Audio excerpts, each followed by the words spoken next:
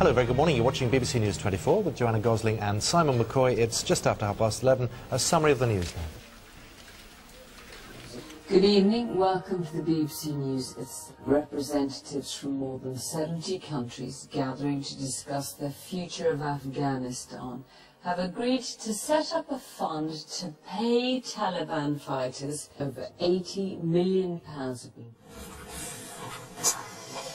Well, let's take a look at the weather now with Louise Lillian. She'll be coming here in just a moment. She's getting ready. She's poising herself. Besides the weather, we are on tenterhooks to find out what she's going to say. I could tell you the weather myself, actually, as Louise gets ready, but actually, I don't really know what it's going to be like. But Louise is the woman to tell us. Louise, are you ready?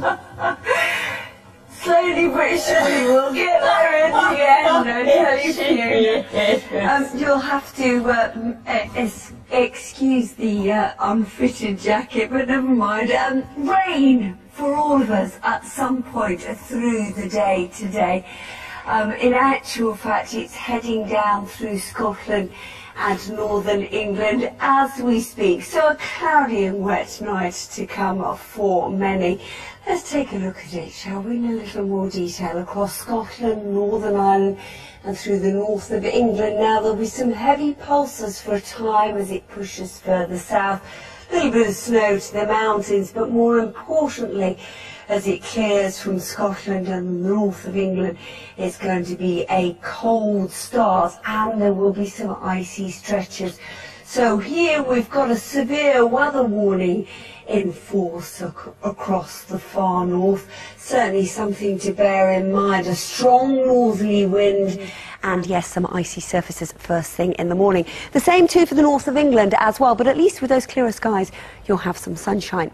Now for the north of England, more cloud, but into East Anglia, the southeast corner, there'll be some light patchy rain first thing in the morning. Not as cold here with 3 or 4 degrees perhaps, but yes, it's going to be a grey and damp start. The further south and west you come, it'll be fairly overcast and perhaps a little drizzly, improving conditions later on in the day. And a similar story for Wales, a strong northerly wind, but a fairly overcast and cloudy start here. Brighter skies into Northern Ireland perhaps, a touch of sunshine, but 2 degrees first thing. Now the best of the sunshine, I think, certainly into Friday will be across Scotland. Eventually we'll see it moving into Wales and the southwest and from Northern Ireland. The odd shower perhaps into the southeast and the potential for some wintry showers maybe along those North Sea coasts. Cold here with 2 to 4 degrees, 6 or 7 further west. Now the outlook for the weekend, generally sunny days and cold frosty nights. So for many of us, particularly further inland, yes, there'll be some lovely sunshine, but a strong northerly wind kicks in and a real significant wind chill, so it's going to feel quite warm. And across those coastal areas, it is going to be quite wintry. There could be some significant snow showers. So my advice is keep watching the weather forecast in the next few days. Fiona, Moss with news. Thanks very much.